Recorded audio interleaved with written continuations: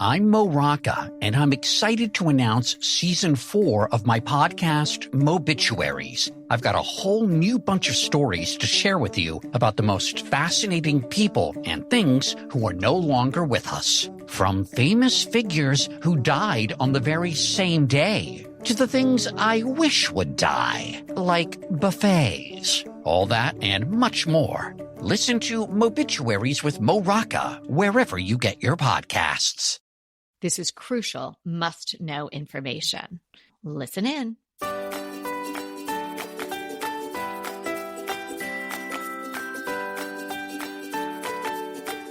Hey, everybody. I'm Kelly Wilkness here with Anita Joyce, and this is Decorating Tips and Tricks. Today, we are talking about must-know decorating tips.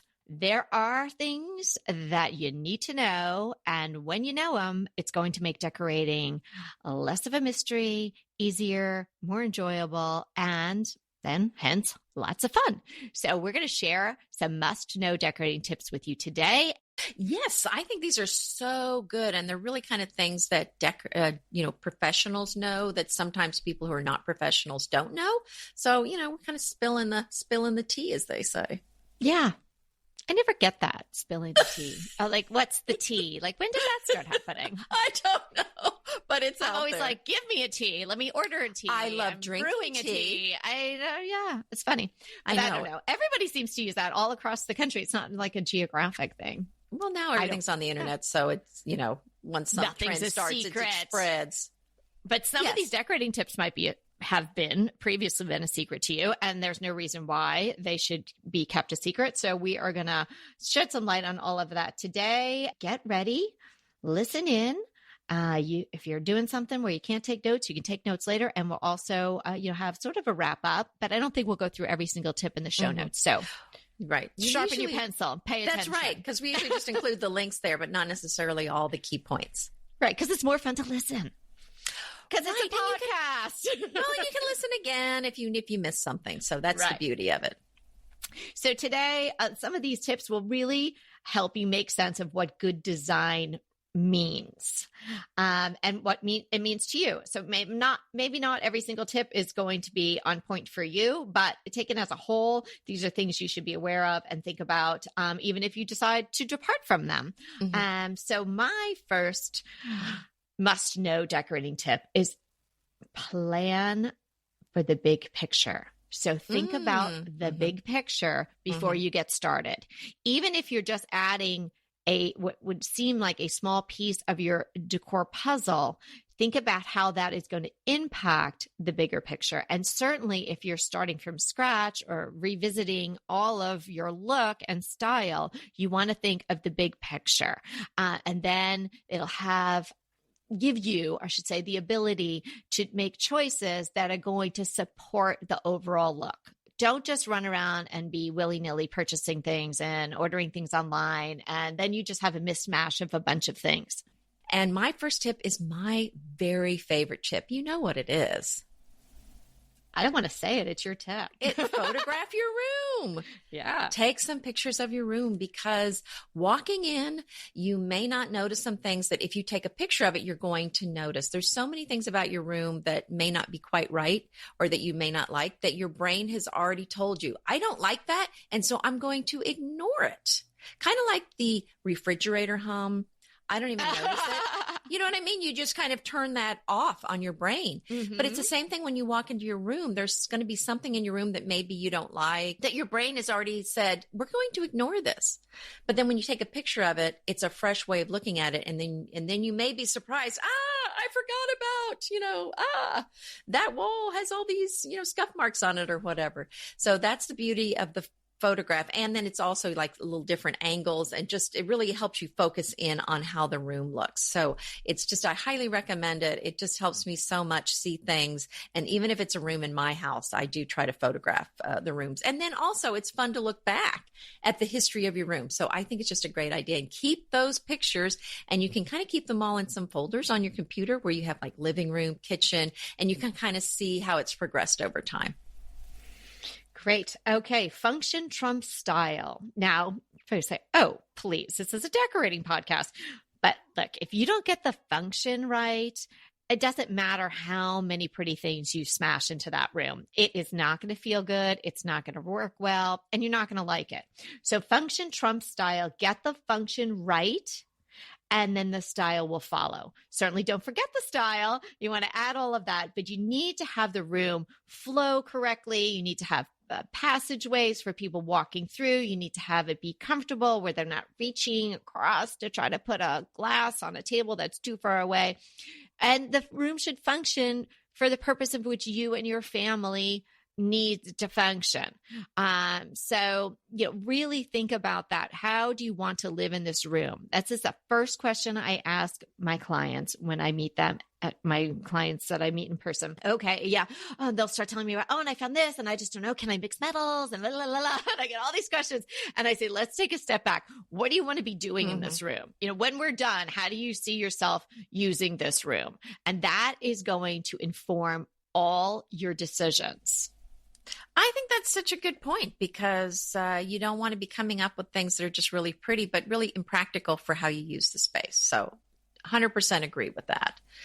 Another thought to keep in mind is going bold in small spaces. And you don't have to do this, but I think there's a lot to be said for trying out something in a very small space. Like say it's a little powder room, a very neutral powder room. There's nothing wrong with that. In fact, that's what I have and I love it.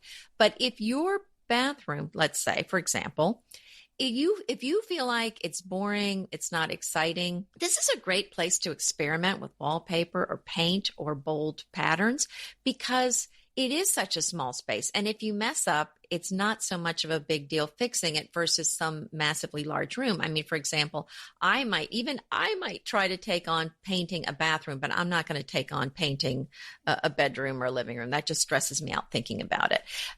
So this is a great place to go bold. And it's just kind of a fun thing too, a fun surprise when guests come over and they walk in and you've got this really bold, whatever wallpaper on the wall. I think it's just a great fun place to try new things and to go bold. And keep your dimensions on your phone. You can be the dimensions of all your rooms if you need that at a particular time, if you're decorating a lot of spaces, or the dimensions that you need a specific piece for. It's okay. I was going to say the worst thing. It's so not the worst thing, but a not great thing is to see something like, particularly a one-off, like an antique or something like that, and you love it, but you're just not sure, is it going to fit on that little half wall I have, or is this going to be too big for my entry? And you don't know, and you're not home and you can't call anyone, call a friend to go measure. So take the measurements of things that you're looking for. I'm sure if you're listening to this podcast, you are a person that when you go out into the universe, you got your eyes open and you're always thinking about, maybe bringing something home to add to your decor. So why not just have a little, either a file, or sometimes I'll just send myself an email and take a picture of it, or people use all kinds of apps. I'm sure Anita might even have an app that does just this thing. So keep the dimensions of what you're looking for on your phone, or it could be dimensions that you need for a piece of art. We've always told you, don't buy a dinky piece of art, go big. So how big? Well, kind of like 2 arm lengths. Well, get the exact dimensions, put them in your phone, and you always have them with you. That's such an excellent point, Kelly. And it seems so obvious, but I did buy this massive piece for my island in North Carolina at Round Top and had it shipped there. And somewhere in the process, and maybe I'd like to say it was before I bought it. I don't remember. It grew. Well, I don't. Anyway, at some point I realized it was too big, but I guess I don't know if I checked it after I bought it or before, but at some point I realized it was not going to work as the island or the peninsula in the kitchen, which is what I originally bought it for. So, now it's a buffet in there. Actually, it works fine, but if I couldn't use it as a buffet, I'd be really crying to have shipped something that large, that far, and not have it work. So and that's a perfect example. Anita's at Round Top. She finds this thing she thinks is really going to work. I wasn't there with her, but I'm imagining how this happened. You're getting kind of sweaty and bubbly and excited, and you're like, I can't walk away from this thing. It was really pretty. Yeah. I have to have it, and it'll work. But luckily you were able to make it work someplace else. And I think I did see that when you took me to your house, when I visited you there, and it is gorgeous. So I'm so glad you got to make it work someplace. That is the one. Now, we used to talk about this all the time. We don't really talk about it much anymore. But the limited color palette. Oh, yeah. That's a good one. Yeah. Yeah. And if you're new to us, we did talk about that a lot, when we hammered that one home. And it is an excellent tip. Well, I felt like we covered it enough. We kind of didn't really talk about it anymore, but I just want to clarify on this, that we are talking about using just a few colors in each room. It's not something you have to do, but it's a lot easier to get a cohesive look if you do this. And some people say, you know what, that's not my look. I like a lot of different colors. I like a lot of different bold colors in my room. And if that is your look, I think that's fine. But I will say this, it is harder to make that look cohesive. And I feel like the more color in the room, the harder it is to pull off. So those are my thoughts on that. So if you're, so I'd say the less comfortable you are with decorating, the fewer colors I would go with. But anyway, but yes, I do love just using a few colors in a room. I think it just kind of keeps it nice and tight. Right. Another aspect of that, which we've discussed and we both are able to do because we have a limited color palettes, is then you get to move your furniture from room to room. So not only is it easier overall to decorate because you've curated the universe for yourself, whether it be fabrics or accessories or what have you, you kind of know you're going to be choosing them in these colors. But then it's so easy to take that rug from, the dining room and put it someplace else if you get tired of it there, or that chair and move it into your bedroom out of the living room. So it's another good reason to do that. You have a lot of flexibility in addition to creating flow in your house. Yeah, I do that all the time. So it's easy for the reason you just said. It's easy to move things if you've got the same color throughout your house. Get height in a room. We've told you many, many times, hang those curtains as high as you possibly can. That's a way to do it. You could also hang things a little bit higher. You could have a gallery wall if you've got a big open wall. Add a tall mirror, maybe something arched or just something really oversized. It's not great to walk into a room and sort of like you almost feel like you have a visor on, like a workout visor or a tennis visor, because it's like it's blocked off, like there's you can't see above because there's really nothing to look at. Like all the furniture is low, everything's sort of hugging the ground. And even if you don't have very high ceilings, if you don't have something that has some height, it's going to feel like that. You're going to feel very pulled down. A large plant is a great way to do that. If you don't want to invest in a large plant, a plant on a plant stand, something like that.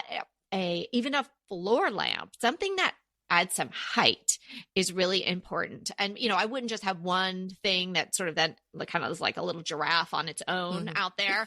You want like a little cluster. So a couple of higher things, maybe a tall mirror hanging, maybe a floor lamp on the other side, and maybe a plant in a big, nice basket, in some corner somewhere. So you've got these points of height throughout the room. So your eye goes up and down and all around.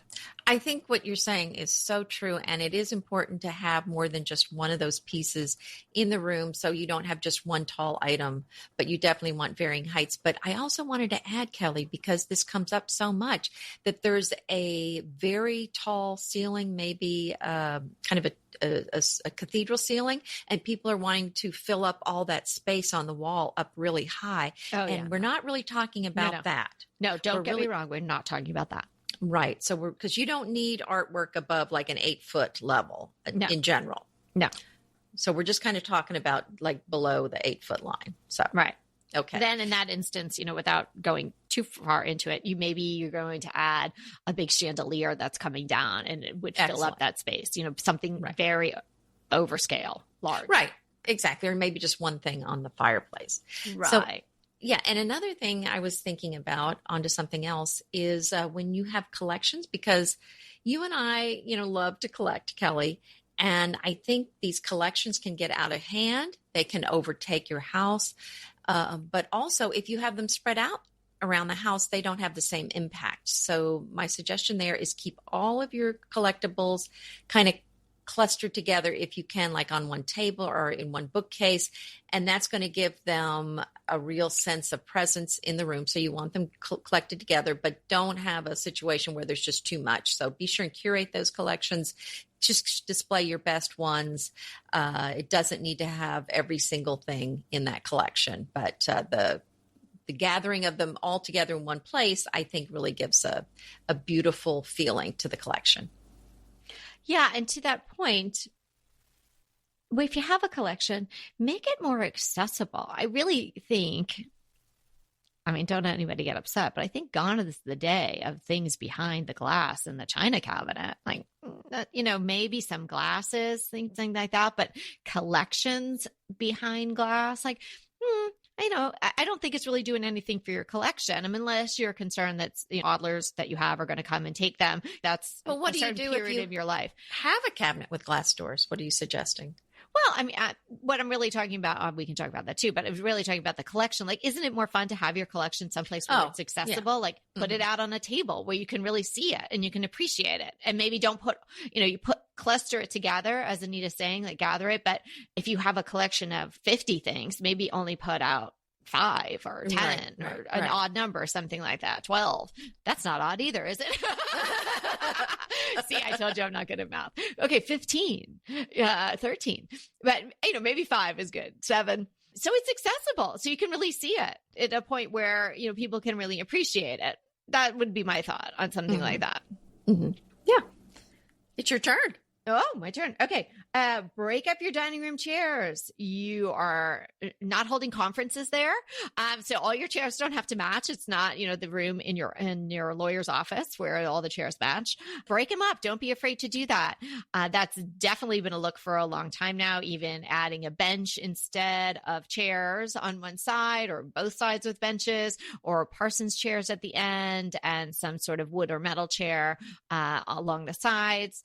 It's a really great look. If you have all matching chairs now, it's a really easy thing to change. I really do like the idea of 2 upholstered Parsons chairs at the end. I think. Me too. Yeah. Beautiful. And, because there's so many hard surfaces often in a dining room. The table is wood, or, maybe it's cement, or maybe it's glass or something like that, but it's a hard surface. And obviously the floor, you may or may not have a rug, and other pieces of furniture. Maybe you have some draperies, but normally in a dining room, there's not a lot of fabric other than maybe the drapes, right? So adding that is a great way to bring in some softness and texture. Great idea. Talking about fabric, I think another way to really add some interest to a room is layering patterns. And I think the secret here is you want your patterns to be different scales. So maybe you have a big scale pattern and a lower scale pattern. And if I have one pattern that has lots of color in it, then I try to add other simpler patterns to that mix. So maybe patterns that just have 2 colors pulled out, and maybe just pull 2 or 3 colors out of that multicolor pattern and just use 2 color patterns for all of my other patterns in the room. That was an excellent mini pattern lesson. Repetition makes it purposeful, whether in color, pattern, or even in items. Color, if you go with a limited color palette, you're repeating a limited number of colors throughout your home. That makes it purposeful, right? Not like just I rando bought this emerald green throw or something. Pattern. Anita just gave you a great mini lesson in pattern. Repeating that pattern throughout. Maybe you've got it in drapes. Certainly not the whole room. We talked about that being such a dated but kind of crazy fun look a while ago, but most people aren't doing that. But maybe you repeat the pattern someplace. You have it on a pillow and then you have it someplace else. Maybe you have it on an ottoman. That makes it purposeful. Even an item. Say like in my home, one thing that I really like to collect are these white pitchers, ironstone, ones from Home Goods, just white pitchers. If I like the silhouette, they're usually so inexpensive at yard sales and things like that. I cannot stop myself. So, yeah. And they're so useful. We've talked about this before. I have my wooden spoons and things in the kitchen. That's my go-to thing for flowers when I get them, home and just plop them in there. And so I repeat that item throughout my home. And so then it seems showing your collection in various places, and it seems like it's purposeful. Like, oh yeah, okay, that makes sense. Yeah, obviously, this woman really obviously likes white pictures. It creates this flow and makes it feel like it makes sense. Yes. And my little tip on that is make sure the item is waterproof before you try to use it for an arrangement. Did that a couple times. So where there was a crack on the bottom. If you're not sure, slip in your mason jar or your tomato sauce jar or something like that. Or just do a test in your sink so you'll see if Yes. You don't want to ruin a piece of furniture. Another thing while you're in the kitchen is to use outdoor fabrics in the kitchen and dining room. There are a lot of fabrics that hold up to stains that tend to be used for outdoor use, that are really going to be something that are going to be easy to clean. So we have some French stools at the island in our kitchen, and then I used a perennial fabric that looks like linen. You really can't tell it's not linen, even just if you're very close to it. And I just kind of wipe it off if somebody spills something on it, and it just works beautifully. Yeah, that's a great tip. So, because sometimes people just feel like, oh, well, that's outdoor. Just like we're saying, you could use indoor-outdoor rugs inside as well. Right. And I've done that too. I had a love seat in our former house, and I spent, what I thought at that time was a lot of money on these pillows. I had them made, and they sat there, sort of, on their side against the window, and it was just panes of glass, like French door type of panes of glass. And in a very short time, the back of the pillows were all faded. Oh, yeah. I was so bummed. But I think that could even happen with outdoor fabric. I mean, they don't last forever. Maybe, but it was just a couple of months. I think they would have lasted. I mean, you definitely got maybe a little better. Yeah, that's true. Because I have some umbrellas that I leave out in the baking south-facing sun in my house here, and they're fine. Well, that's a good point. Actually, I think what the demise of my pillows had to do with a squirrel that took off and ripped into them. It looked like somebody had just thrown up, vomited pillow stuffing all over my front yard one day. Oh my gosh. And the squirrels had gotten in my pillows. Yeah. Yikes. Nice. Yeah, it was a fun day. Yeah. Well, there's a tip. Apparently they don't give your pillows to squirrels. No. How about this one? Every piece of furniture in a living room or a family room should have a horizontal surface close enough to it where you can comfortably put a drink or a glass or a cup of tea, something like that. Of course. This is back to sort of how is the room going to function. But oftentimes people don't think about that. You're like, oh, I've got my sofa, and then I've got this coffee table in front of it. Well, what about the person who's on the end of the sofa? Or what about that chair you put across from it? Is that person going to kind of crouch up and lean over and put their glass down? No, this is when the nesting table or the little tiny pedestal tables, something like that, or an ottoman that can be flat, it's flat on the top and maybe can take a tray, something like that. So work that into your design. It's really important for the functionality and the comfort of the people that are using that room. Back to the fabric again. Another tip is if you find some antique or vintage furniture pieces that you love, probably they're not going to have a fabric on them that you care for. A lot of these old antique chairs have a tapestry on them that is very, very old, that is just very dated looking and typically not in the best shape. Although we've talked about how you're not going to save money if you buy a chair that needs to be reupholstered. But the reason to go ahead and buy an old chair that needs to be reupholstered isn't to save money, but because of this beautiful hand carving on some of these old chairs. You're not going to buy a new chair that has that kind of carving. They just don't make them anymore. And they don't even use the same woods for these frames anymore. So if you find this beautiful hand carved old, let's say French chair, for example, go ahead and grab it and then get it upholstered in kind of a fresh new fabric. And I've seen some done in so many fun ways with really funky new fabrics. There's so many ways you can reimagine it. My favorite way is actually to reupholster it with grain sack fabric, which is not new. I mean, I have antique grain sack fabric, but the amazing thing is that it's linen and it holds up to stains and it holds up to wear and tear. And even though the fabric I'm using is often 150 years old, it's amazing how strong and durable and stain resistant it is. So, but you don't have to use grain sack. You could use a brand new fabric too. Yeah. And what's fun to do as well is use a really bold, modern looking. Yeah, you can do that too. Fabric. Oh, yeah. And then juxtapose against the old frame. I think that's really awesome. Oh, I love that too. Hey, we'll be right back with the rest of the show, but keep listening so we can continue bringing you DTT. Pesto pork chops over Parmesan polenta. Not that easy to say, but oh so easy to make with Green Chef. Green Chef is the #1 meal kit company for eating well, and we have such a great deal for you. You're going to save $250. Listen on for the details on that. Green Chef makes eating well easy for any lifestyle, whether you're keto, paleo, vegan, vegetarian, gluten-free, or just looking to eat more balanced meals. You know, we're getting into the busy holiday season, so it's a perfect time to have Green Chef help you out. Let Green Chef take the work out of eating clean this holiday season with their chef-crafted, nutritionist-approved recipes featuring fresh ingredients and nothing artificial. And you know what? You don't have to lose track of your healthy eating habits during the holidays. Every Green Chef customer gets a free session with their registered dietitians who will walk you through how to make clean eating work for you. So sign up for your free session and start on the road towards better health today. And that deal I want to tell you about, visit greenchef.com/DTT250 and use the code DTT250 for $250 off your order. So that's greenchef.com/DTT250 and use the code DTT250 for $250 off your order. BritBox just keeps getting better. The new Archie is amazing.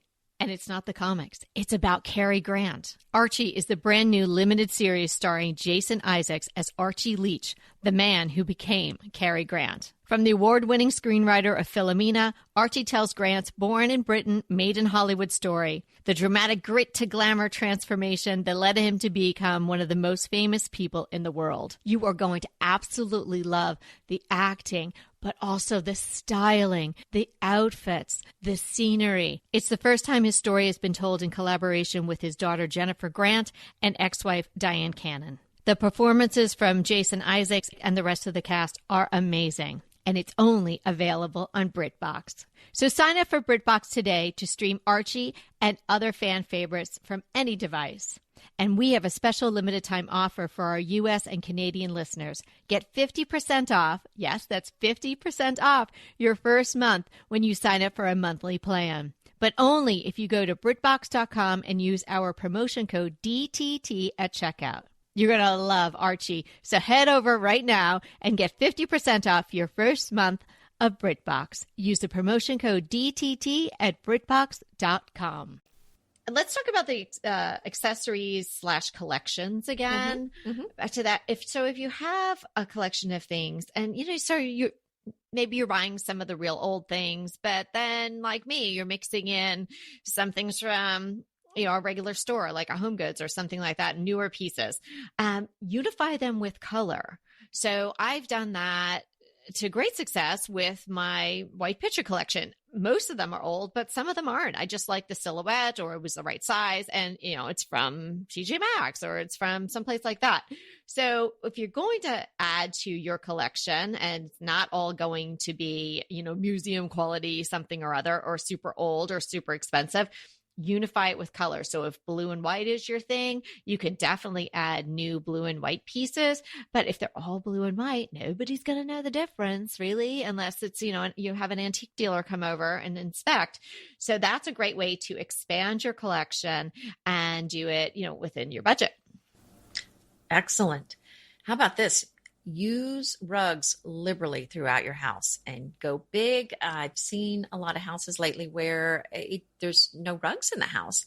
And have you been over to my house? Because I just had to say goodbye to yet another rug. Oh, no. I say hello to doggies and goodbye to ruggies. So it's not good. Right. No, I know. And exactly. I mean, sometimes they just. I'm doing like the Puritan pilgrim look with no rugs. Well, that's the thing. I was looking at some old pictures of my house when I first moved in, and I had no rugs in the house because we had just moved in. I only had one or two.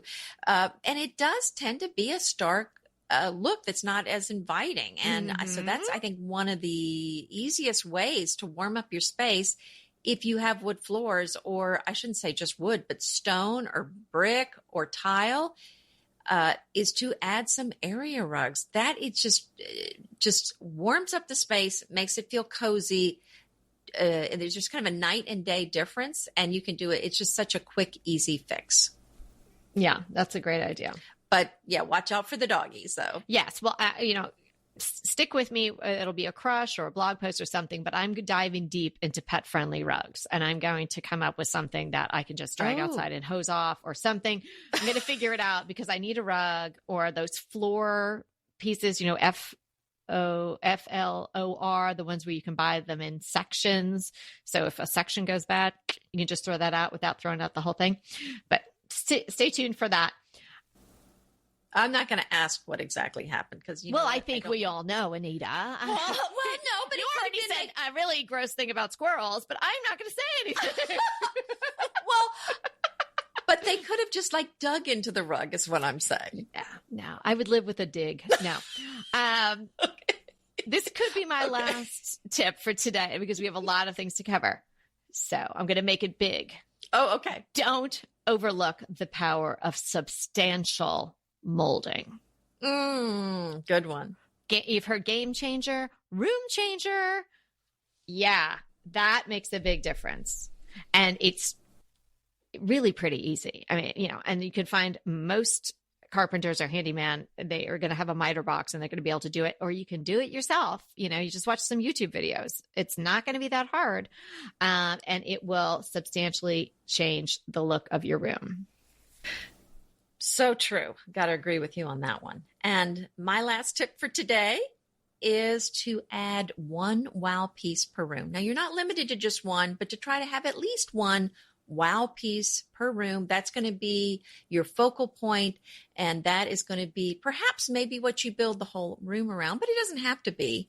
But I just think it's just really something fun to work for, is just have that at least one per room. You're going to enjoy it when you walk in there. Your guests are going to enjoy it. And it can be a piece of artwork. It can be a piece of furniture, maybe just a really splashy, fun accessory. So, so just think about that. What's your wow piece per room? I like that. What's your wow? Okay, we're definitely going to do part 2 because... I got a lot of things to say. Me too. I have a massive list. Good. It's fun. I think I think people will enjoy it. We did one really long time ago that was like tips fast and furious, and I think everybody really liked that. So this is a little bit more in depth than that, which I like too, because we're kind of explaining what we're talking about.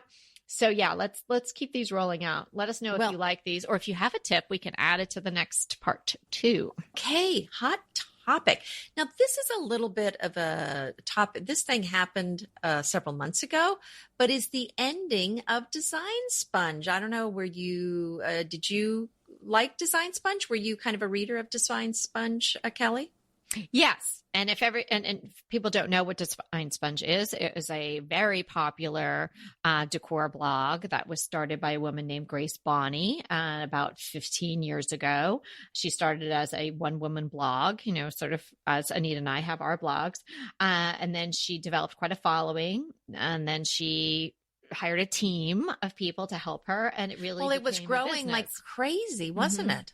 Yeah. And she made she had some very interesting things that she talked about and made design very accessible to a lot of people. I'm not really sure the demographic that she was necessarily shooting for, but she seemed to reach a whole lot of people. Mm-hmm. Right. And then she was really looking for diversity and style and voices and design. So I think it kind of had a little bit for everybody. But yeah, I mean, it started out like so many blogs, just a design blog. And I don't think she really intended for it to be a money-making thing or a job when she first started, but it became this empire in a lot of ways as she had a staff. Then she started a podcast. I think it was called Good Company, right? But I don't think that's stopped too. And then she had a magazine, Good Company, which I believe also is no longer in print. Now, the good news, if you're a Design Sponge fan, which if you are, you probably already know this, but yeah, they stopped posting content in August, which was exactly her 15-year anniversary. And because they've gotten some funding, you're going to be able to access the site until September of 2020. Now, the interesting thing that's happening in 2020, according to their website, is that their full archives are going to be available online through the Library of Congress, beginning that month, September 2020, which I think fascinates me. I didn't even know the Library of Congress did this sort of thing. Yeah, I don't know. They have a lot of things going on there at the Library of Congress, and I guess I don't know if they would just. I don't know if we'll end up in the Library of Congress. Who knows, Anita? But I think well, we can go visit it, maybe. Right. I think you brought that topic up to discuss, like, sort of, how is that reflective of what's going on in blogging? Well, right. Just yes. Just kind of like, I just thought it would be an interesting discussion to just kind of like what happened here, what went wrong or what went right, and just kind of discuss it, because I think it's indicative of so much that's going on in the blogging world. I know a lot of people that are closing up their blogs, so it's definitely a changing landscape. So you want to put your thoughts out there? Yeah. Well, I would assume that a lot of people that listen to us came to the podcast via our blog. So they were our blog readers, and they probably read other decor blogs, so gardening blogs and things like that. And blogging has definitely changed. I just had my, 7th year, and Anita's a few years ahead of me. She started her blog. It'll be 9 years next month. So we've been in the game a long time, not as long as Grace, but I read about it. And I also listened to a podcast episode. I think it was from her podcast as to why she was closing. She was fiercely independent, as we all are as solo entrepreneurs doing our blogs, and you're doing your thing and you're presenting the content the way you want to. But I think what happened to her is it started to grow so fast, and then it sort of grew beyond what she wanted it to be. It became a real business where she was going to have to get investment capital to keep going. She had a team of people she had to pay. That's a lot of responsibility. So I think I got the sense that from what she was saying, that it sort of grew beyond what she wanted it to be. And so instead of becoming that and, featuring, the Kardashians' house or something like that, she was not a person doing that. She wanted to feature real people doing interesting things. She decided not to take any money from outside sources, and I'm sure Grace Bonney will bubble to the surface again and do some great things. I think she's a great inspiration. I think Design Sponge is a great blog to read. If you haven't read it before, you could, have a look at it for a while, or, as Anita said, somehow get it through the Library of Congress. She also has a book called The Company of Women, which is a really interesting sort of a compendium of a lot of women doing cool things and starting businesses and whatnot. So that's worth a read too. So I think she was true to the Design Sponge mission from the beginning to the end, really. So I say rock on, Grace, and best of luck to you in the future.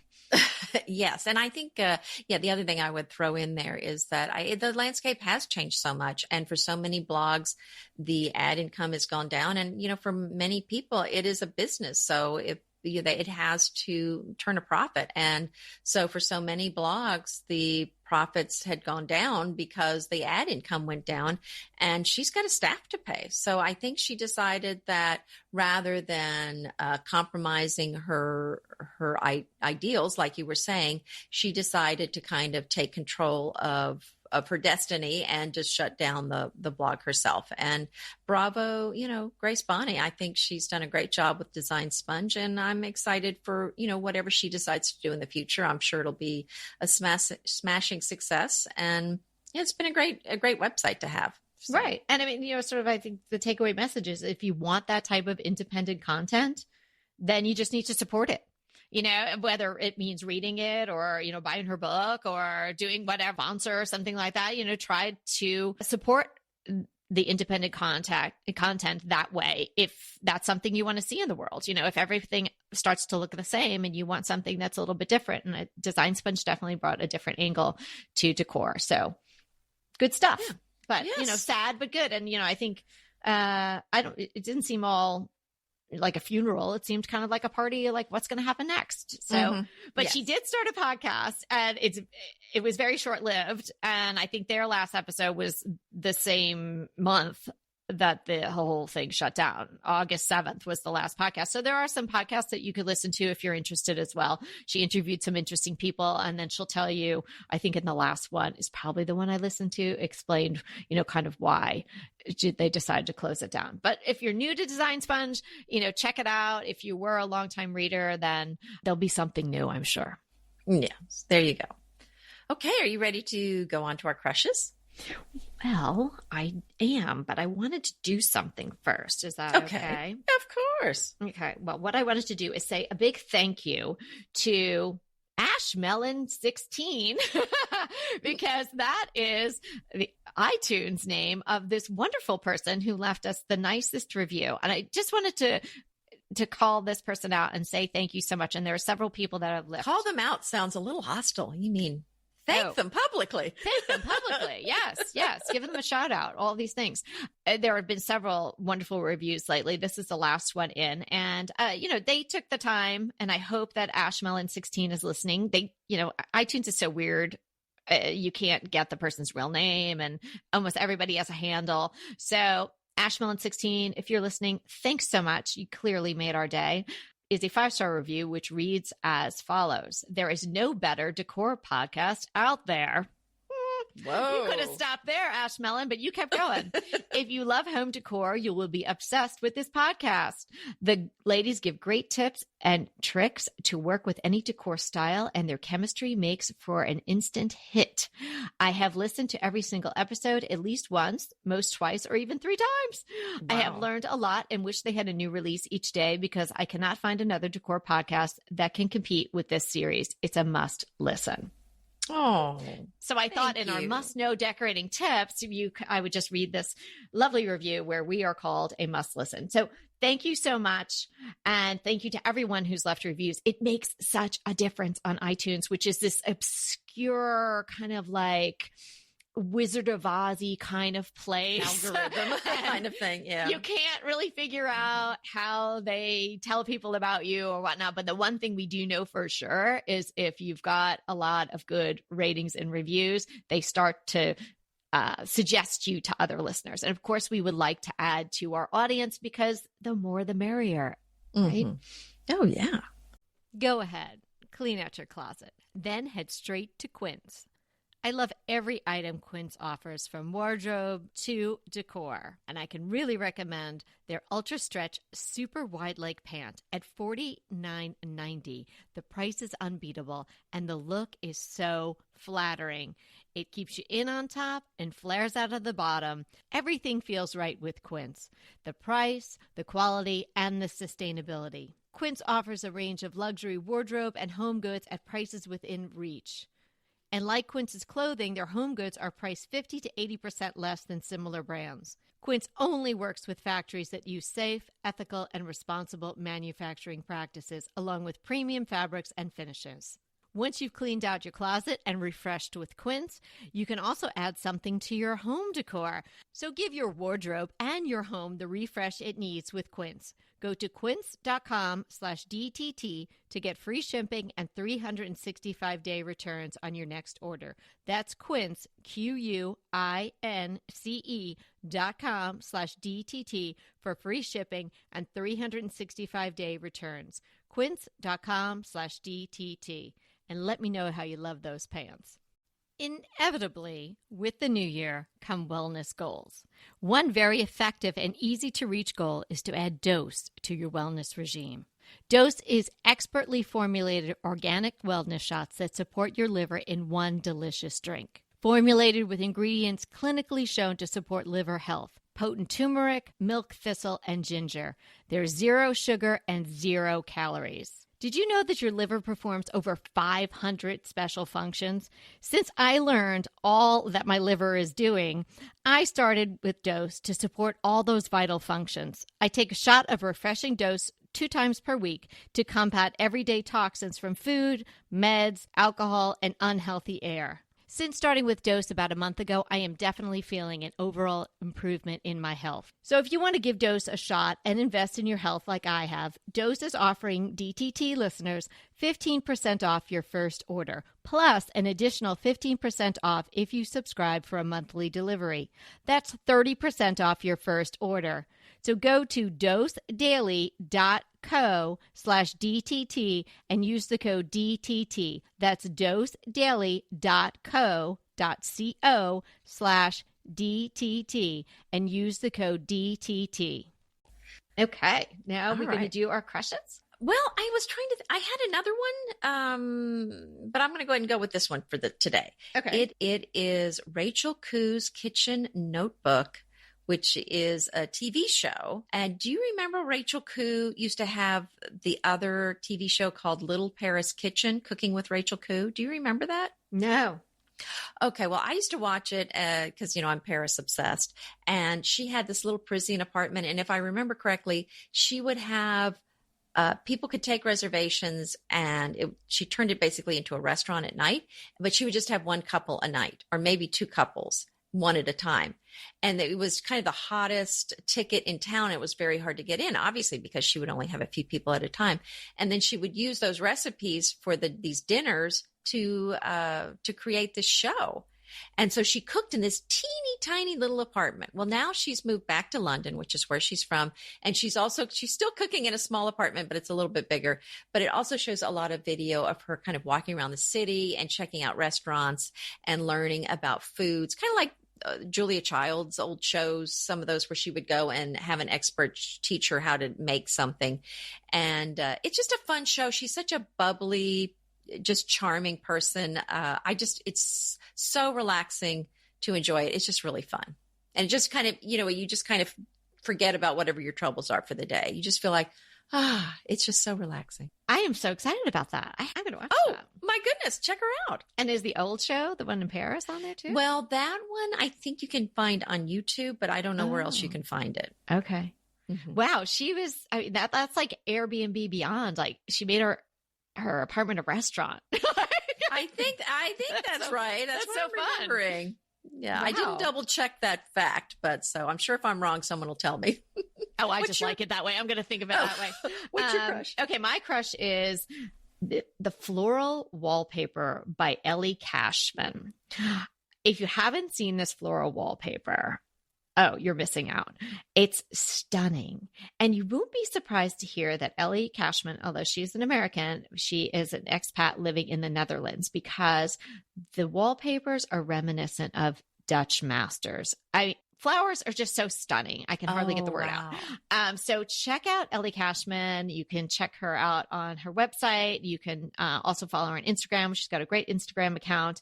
And I'm just trying to figure out where I can use this wallpaper because I want it so badly. I just want to wrap a room in it and just be in there. That would be you could be in that room and watching Rachel Khoo cook, and it would just be like the happiest day ever. Wow. Yeah. So check out Ellie Cashman. Really cool. Yeah, definitely. And nice to buy something from, like, that's her. Mm-hmm. She made that, she designed those flowers. She made the wallpaper, and now you're buying from her. It's not like you're buying from some gigantic company. I love that as well. Okay. What's our question? Okay. So Caitlin B is military family, so they move around a lot. I think the last time that we helped her with the question was to sort of how you make it cozy. And I think she took you up on that suggestion of having like a special box, which you open first when you get to a house, your new house. Right. And she loved that idea. So this time now they've moved to another home, and they're going to be adopting their first baby. Oh my goodness. Right. I don't know how old the child is, but I'm thinking it's a baby. And so Caitlin has two questions. The first is, what would we suggest for essential design elements for a child's room? And this is fun because we don't really ever talk about kids' rooms too much, kind of, in the periphery, but we haven't done an episode about that. So what are your thoughts on that? At one time people, it was like blue or pink, and then it was pastels, and then it was that they have to be primary colors. My kind of thought is to decorate it probably about the way you want to decorate it, maybe not that far from how you would decorate any room. Obviously you're going to have kid-friendly things in there, toys, cribs, crib and all that stuff.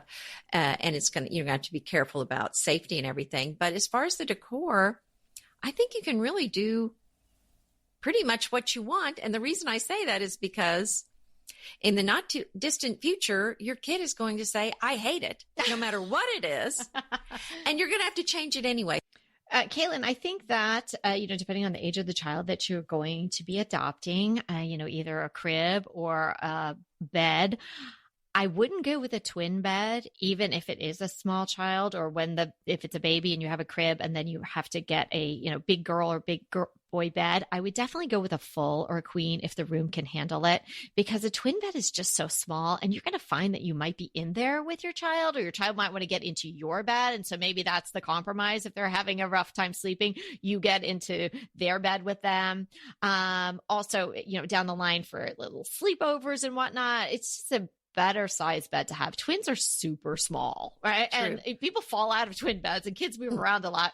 So I would suggest that. I definitely a chair, a comfortable chair, particularly if there's an infant coming into your life that you both can be comfortable in. Maybe it's a rocking chair, but that's very typical of a nursery, but doesn't have to be. Just something really comfortable. Maybe it's better not to do an upholstered rocking chair, maybe a chair with an ottoman, because then you have more flexibility later on.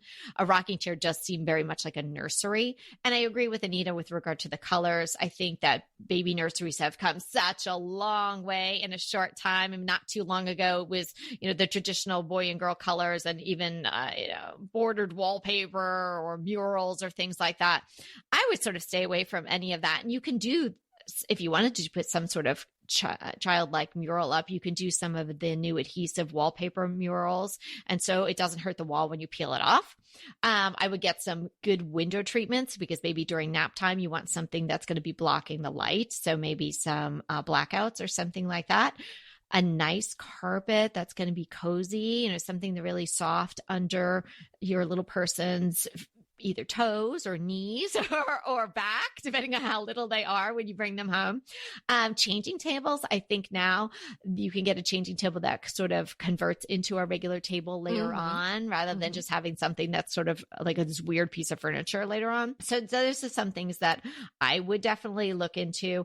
You can have some fun with the accessories, inexpensive sort of mobiles that might hang from the ceiling. So I think you can have a lot of fun with it. Go on Pinterest. That's a great source for lots of kids' room ideas. And then Caitlin had one other question about sort of creating the tension in her own master bedroom with pillows. She's got two plain sort of oblong rectangle pillows, and she wanted to see, what should she do to those pillows to create that little bit of tension that we always talk about. So looking at the photo that she sent of her master bedroom, there's a lot of solids. It's kind of muted colors. So I would suggest a really POW print. They're too small-ish size pillows. Maybe they're 14 by 26 or something like that. So I would just go really bold and fun, and whatever colors you've got in that room, Caitlin, I would just take them to the nth degree in saturation in a print, maybe something kind of wowy floral or an interesting pattern that you're drawn to in your color palette. Wow. I think that's a lot of wonderful information. And I so agree about the bed size. If you don't need the floor space for playing, to go with a larger bed, I think that's a great. And then, depending if you have guests, it might end up working better that way. So yes, it was so fun hanging out with you today, Kelly. And loved it. With everyone listening. So thanks so much for joining us. And remember, we are here to inspire you to create a beautiful home. Until next time. Want to talk to us? Well, we really want to talk to you. So let's schedule a design consult.